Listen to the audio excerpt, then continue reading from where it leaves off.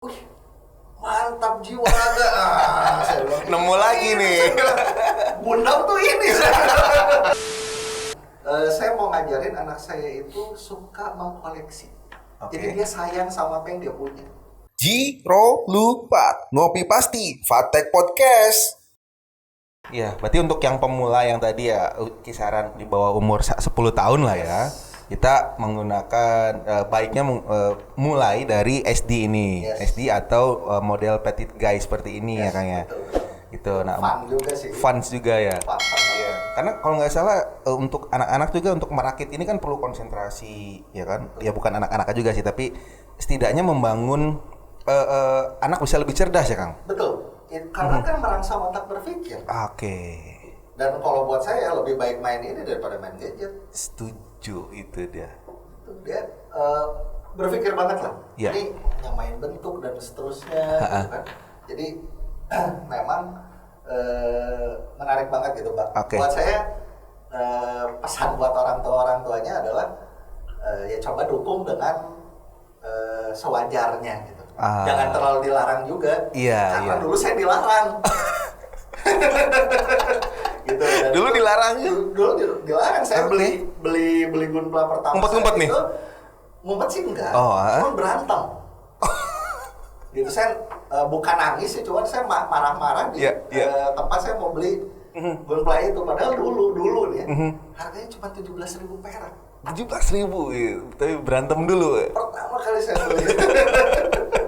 Jadi dukung aja gitu. Iya, Cuman ya jangan terlalu dimanja juga gitu. Iya, Jangan karena punya banyak duit orang tuanya ya udah beli seenaknya kan. Proporsional aja betul.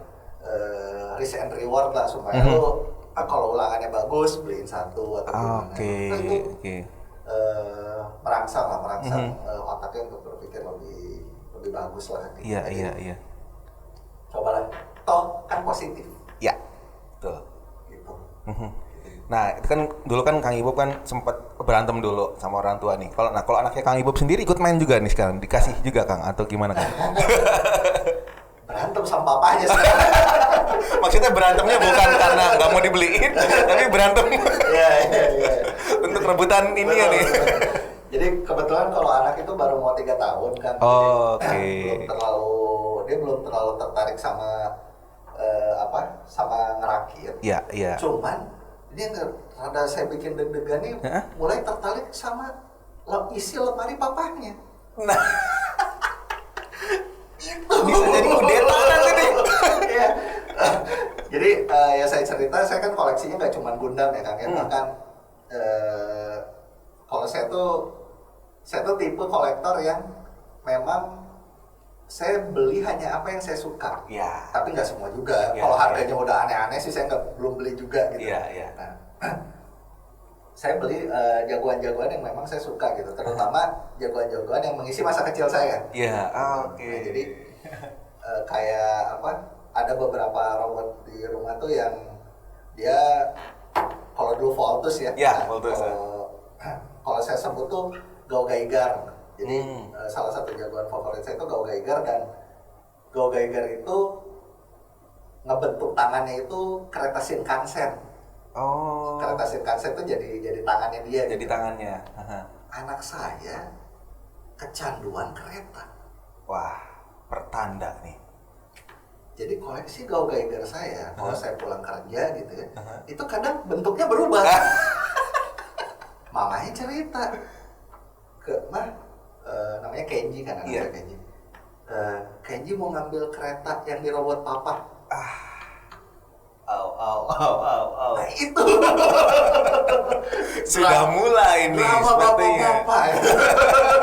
Drama bapak-bapak. Jadi arahnya ke situ memang dia udah menunjukkan ketertarikan gitu. Iya. Dan sekarang memang beberapa Gundam-Gundam papanya itu dia udah mulai nanya, Pak itu namanya apa? Pak ini apa? Gitu. Jadi udah mulai deg-degan juga sih sebenarnya gitu. Jadi cuman ya saya dukung lah selama itu positif, dan bahkan memang saya mau ngarahin ke dia. Karena gini kan, kok jadi kayak psikologi? Gimana ceritanya? Saya mau ngajarin anak saya itu suka mengkoleksi. Jadi dia sayang sama apa yang dia punya. Ya. Karena kan banyak ya anak yang setelah main buang ya, rusak buang, rusak gitu ya. Kalau saya tuh ngajarin anak saya tuh ya bertanggung jawab, dan ya salah satunya dengan cara mengoleksi ini gitu. Dan percayalah, ketika anak lo nabung dari uang jajannya untuk beli yang begini, dia tuh nggak punya uang lagi untuk yang aneh-aneh. Yang aneh-aneh. Nah, tadi Kang ini ini kan pemula untuk usia di bawah 10 tahun ya. Kita sarankan sih untuk memulai dari SD ya Kang ya. Mulai dari SD karena tingkat perakitannya juga masih nggak terlalu ribet juga ya. Betul. Nah, untuk pemula, kalangan dewasa nih Kang. Yang bersiap untuk menjadi sultan dan bersiap minta maaf gitu. Ke mamanya gitu. Uang dapurnya mohon maaf nih. Ya. Nah, gimana nih Kang sarannya nih Kang? Saran saya yang HG Revive. HG Revive dulu. Jadi saya saranin dua ya, antara HG Revive atau HG Build Fighter. HG Build Fighter. Oke. HG Build Fighter. Yang ini. Yang ini. Oke. Nah,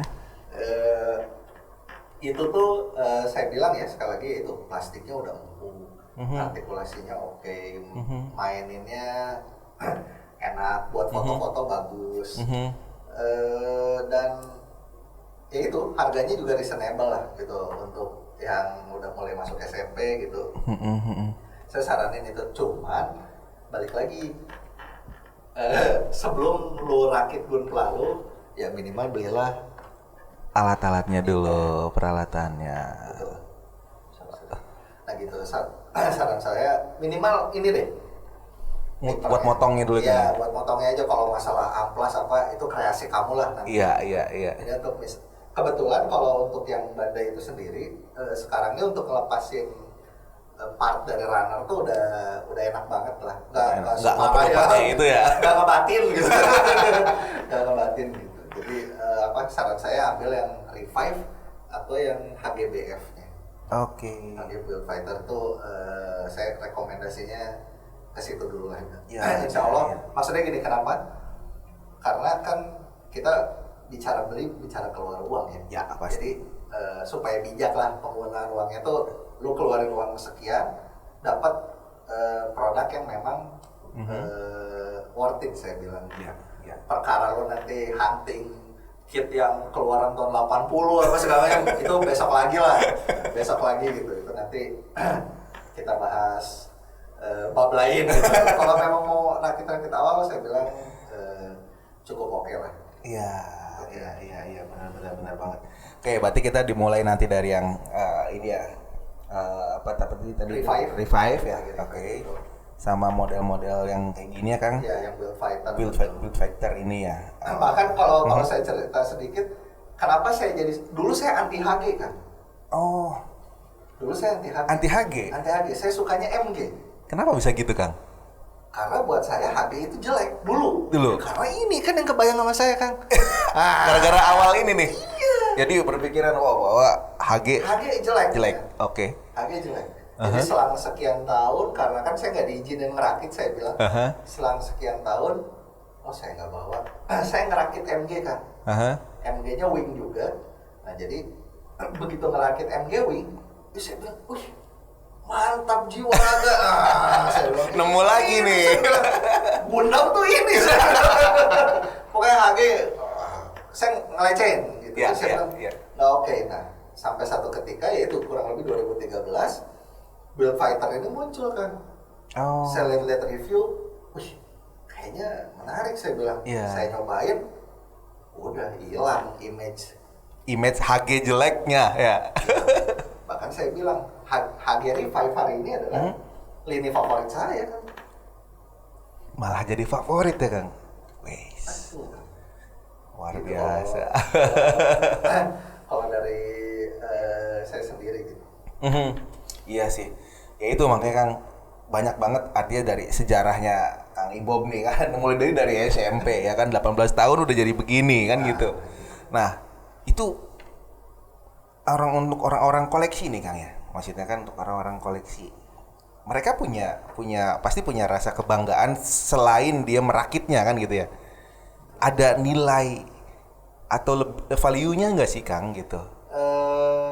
Betul ya, cuman lagi-lagi kalau untuk value itu sendiri ya kita kan ngomong apa ya, bukan bucin ya, bucin sama gunplanya gitu ya, dia kenangan gitu deh tahun berapa ngerakit. Nah itunya kalau buat saya yang akhirnya saya nggak mau jual apa yang sudah saya koleksi gitu.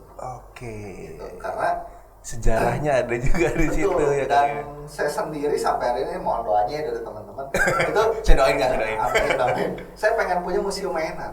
Wow, gila. Gak perlu mewah, mantap. Jadi sekali lagi minta doanya, amin. Terwujud ya. Pengen punya, jadi kayak ya let's say lah satu lantai gitu, di lantai kedua di rumah yang memang saya isi itu sama mainan yang selama saya hidup gitu, itu saya bisa beli gitu.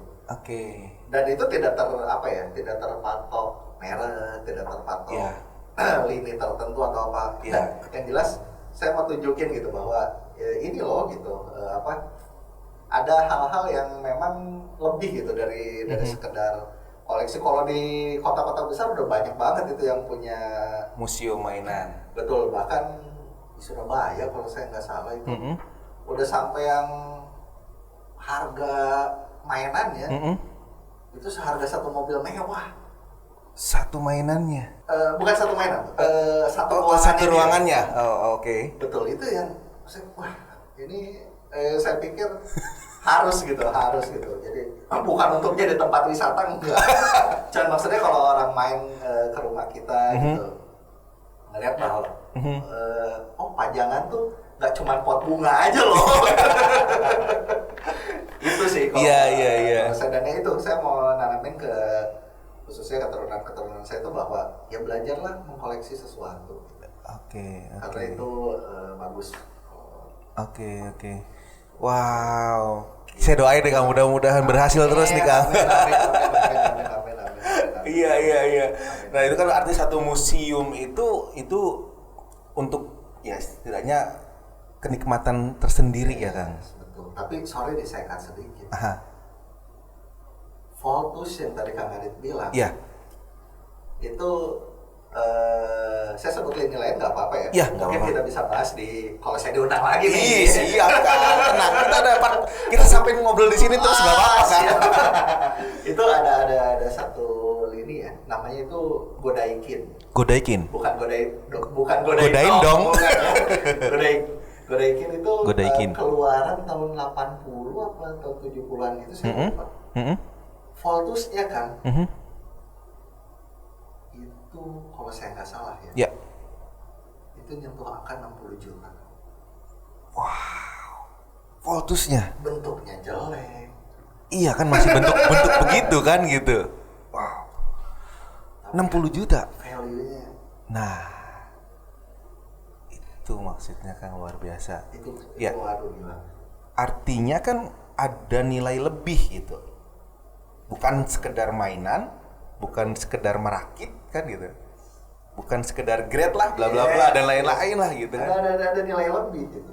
Dan kalau saya nggak salah ya, itu kayaknya kalau orang hari ini di sosial media posting jual, itu ada aja yang beli. Iya. Bahkan mungkin sekarang orang punya duit, nggak ada barang. Punya duit, mau nyari barang susah. Gitu. Jadi Oke. makanya mungkin tadi disinggung juga ya, kalau saya itu lebih suka yang retro tuh kadang kayak gitu. Nah. Duitnya ada, barangnya nggak ada. Benar. Pertanyaan, si Mbah, cetakan pertamanya. Iya. Lu pikir masih gampang nyarinya? Iya, benar. Bagus kan? Jelek. Standar lah, ya. Tapi nilai historinya. Mbah, cetakan pertama ada di rumah lu. Gila. Serem kan? Serem itu. Retro tuh di situnya kan, yang nggak bisa. Iya. Nggak bisa dihilang itu di situnya. Berarti itu kan mungkin salah satu kolektor yang maksudnya salah satu alasan ya kan, kolektor dia mengkoleksi hal-hal itu kan gitu. Selain dari nilai sejarah apalagi Kang untuk yang kira-kira? Kalau buat saya itu ya yang paling mahal tuh gitu. Karena kalau untuk khususnya gunpla gitu untuk dijadikan katakanlah investasi itu juga kurang inilah. Saya bilang kurang, apalagi kan kita nggak bisa tahu barang yang 10 tahun lagi jadi mahal yang mana. Benar. Kita nggak bisa tahu. Benar. Jadi tergantung pasar aja nanti yang membaca, yang melihatnya kan gitu ya. Betul. Walaupun memang beberapa item yang baru 2-3 tahun belakangan ini loncatannya udah sekian ratus % ada. Gitu, cuman itu jarang banget lah. Dan buat saya kayaknya kalau orang punya itu tuh bukan untuk dijual laginya. Iya. Ada di rumah gua aja, nah itu aja kan yang gawat gitu. Bener. Itu kayak rekan saya tadi ya, Pak Ian, mungkin saya sedikit bahas merek ya. Iya. Mungkin Kang Adit belum tanya, saya ngeduluin. Jadi kalau di dunia gunpla ini memang ada satu drama yang hari ini juga nggak tahu, belum ada obatnya. Itu kubu ori sama kubu KW. Jadi kubu KW sama kubu ori ini itu kayaknya dari tahun berapa ya? Ya 2013an mungkin ya, kalau saya nggak salah ya, karena saya nggak terlalu ngikutin. Jadi udah terjadi perbincangan yang saya bilang tensinya tinggi justru. Gitu, ada yang kubu ori sama KW ini. Kalau saya di tengah-tengah. Kang Ibob di tengah-tengah. Saya di tengah-tengah. Tidak memihak kubu ori dan kubu KW. Ya, karena dua-duanya butuh perjuangan. Oke. Untuk memilikinya. Oke. Ya dong, sekarang se-KW-KW-nya lu keluar duit. Ya. Kedua, ngerakitnya lebih susah. Butuh teknik yang lebih sekedar daripada lu bisa ngerakit gitu. Oke. Ada ya mungkin ada effort lebih. Yes. Betul ya, harga juga dong. Iya. Walaupun memang secara copyright mungkin salah. Oke. Tapi secara personal ya hargai dong. Oke. Gitu. Dan bahkan ada item-item yang orinya nggak keluar atau belum keluar, KW udah keluar kan. Wih. Orinya belum keluar, tapi KW-nya tidak keluar. Memang tidak keluar gitu ya. Tapi KW-nya keluar justru. Ya berarti itu kan punya kebanggaan sendiri orang KW memiliki itu gitu kan. Woi ori lu nggak punya nih, gue punya. Yang ori pengen dong. Yang ori mana nih? Tapi gengsi, belinya KW kan. Masalah tuh di situ. Timbul. Benar. Saya ya udahlah gitu, lu jalan bersamaan aja, kenapa sih? Gitu. Iya. Nggak mesti ngerebutin itu gitu. Kalau buat saya ya, kalau buat saya pribadi gitu. Jadi ya udah di tengah aja toh. Kayak Pak Ian gitu, Pak Ian itu saya pernah main ke rumahnya, itu dia udah saya bilang bukan gudang mainan lagi, kayak surga mainan. Jadi surga ya barang KW itu di situ, dan dia saya ditunjukin gitu, nih yang ini nggak ada loh di ori, yang ini cuma keluar sekian unit, yang ini saya bilang menarik banget. Cuman saya begitu nyoba rakit KW itu saya nggak sanggup gitu. Jadi saya bilang makanya, wih jangan dilecehin dong. Oke. Perbedaannya sendiri apa tuh Kang? Kualitas plastik. Ya? Kualitas plastik. Jadi buat saya orang yang udah bisa rakit KW harusnya lebih bagus ketika lu main di ori. Karena rakit ori itu kan ya kalau buat istilahnya ya standar aja, cuman potong ikutin instruksi, nggak perlu amplas lagi juga jadi gitu. Iya. Nah KW nggak seperti itu. Ketika ada satu sendi yang katakanlah letoy gitu ya, lu mesti perbaiki itu. Itu kan art, itu seninya. Iya. Buat saya tuh kayak gitu. Jadi ya udahlah, kayak mau jalan aja gitu kan. Nggak semua orang yang mampu rakit cuman biasa aja kayak saya bisa perbaiki hal-hal yang seperti itu kan. Iya benar kan. Entah itu memang skillnya nggak nyampe, waktunya nggak ada, bodo amat, tapi nggak bisa, udah gitu.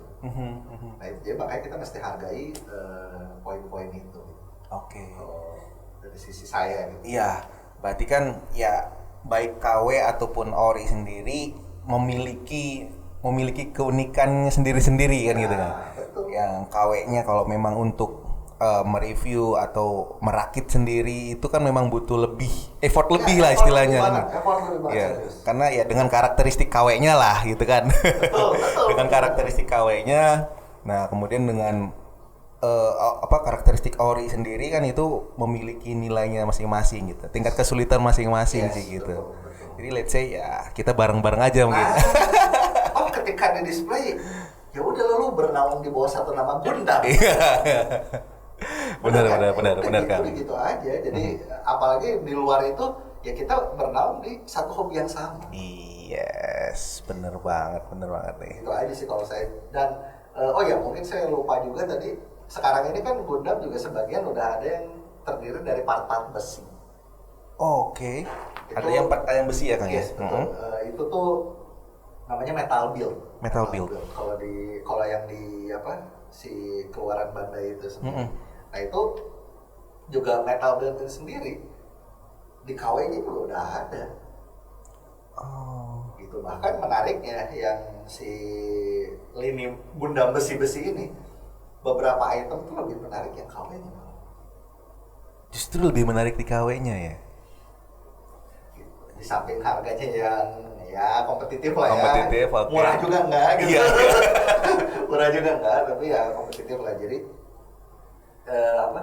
Metal Build ini memang warna tersendiri lah kalau di Gunpla ini sendiri. Kalau di Gundam ini sendiri nih Metal Build nih warna tersendiri, dan itu saya sendiri jujur kaget gitu ketika melihat yang KW-KW besi-besi ini nih. Beberapa item nih malah si Ori belum ngeluarin, banyaknya tuh yang si besi-besi itu. Oh, di Metal Build itu ya? Betul. Dan saya belum lihat terlalu banyak model KW-nya, cuman saya pernah pegang beberapa yang KW besi ini juga. Buat saya ya, not bad, gak jelek. Iya. KW-nya sendiri itu punya karakteristik yang berbeda. Bahkan nggak ada di yang orinya. Betul. Baik yang plastik ataupun metal build-nya itu ya. Betul. Ya memang berarti punya apa ya? Punya value tersendiri punya lah. value tersendiri lah gitu, makanya. Benar. Kan ketika seru juga dia. Ketika dipajang bareng-bareng juga orang nggak akan nanya juga, ini apa? Kok lu belinya KW? Kenapa lu ori? Gak gitu. Iya, benar. Enjoy aja, enjoy the show aja loh. Iya. Buat saya di tengah aja lah, lebih enjoy lah. Iya, benar banget nih. Oke, waduh Kang Ibob, luar biasa nih obrolan kita kali ini.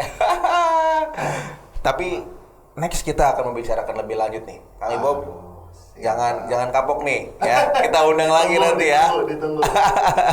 Luar biasa, artinya kita dengan serbuan para Gundam dan Gunplay di sini nih. Mulai dari embahnya, ada evolusi macam-macam, dengan satu jenis aja memiliki puluhan tahun. Wah, luar biasa. Artinya kalau kita bahas di sini nggak ada habisnya ternyata ya. Luar biasa, masih banyak banget yang karakter. Ya. Ini baru dari narasumber terbatas seperti saya. Bisa aja Kang Ibob nih. Belum dari yang expert gitu. Nanti kalau yang datangnya pemain Airbrush beda lagi. Wah, itu dia. Yang pakai cat beda lagi. Repaint, custom, itu perakitan ya. Itu. Ada spesialis lagi ternyata. Tidak hanya merakit ya Kang ya. Oke, jadi saya bilang kenapa saya bilang ini narasumber terbatas, karena banyak banget. Iya, betul. Teman-teman yang jauh lebih ahli gitu. Siap. Di bidang-bidang yang seperti itu.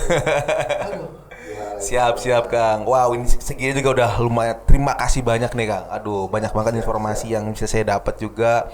Nanti buat teman-teman Ngopi Pasti juga banyak informasi. Nah, kalau misalkan ada pertanyaan-pertanyaan, teman-teman bisa komen di bawah ini. Komen-komen yang banyak, nanti bisa ngobrol-ngobrol, tanya ke Kang Ibob sendiri.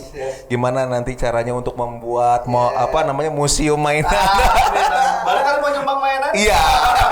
Sama satu lagi, lupa nih. Boleh dong promosi? Oh, boleh banget. Saya cuma nulisnya lupa nih. Takutnya salah. Ya. Ini teman-teman ditunggu untuk bergabung di grup Facebook kita ya, teman-teman. Cuman ini nggak hanya Gunpla. Oke. Gitu. Kita semua kita tampung Lah di situ. Sifatnya hobi. Nah, teman-teman yang untuk khususnya di wilayah Cirebon ya, iya, boleh join ke grup CTC Cirebon Toys Community. Siap. Ditunggu banget nih. Jadi kalau sharing-sharing. Iya. Jadi jangan ragu. Siap. Ingat tidak ada batasan ori, KW, bodo amat. Ayo kita main. Main aja. Jiro Lupat, ngopi pasti, Fatek Podcast.